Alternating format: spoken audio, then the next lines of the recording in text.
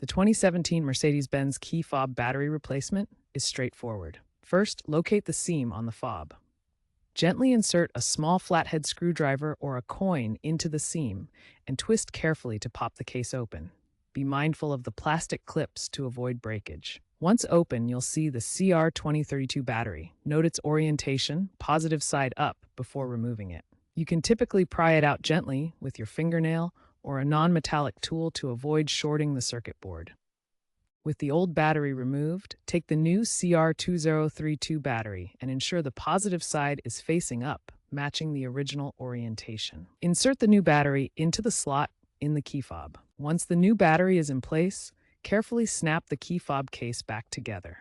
Make sure the clips align properly and the case is fully closed. After replacing the battery, you might need to resynchronize the key fob with your car.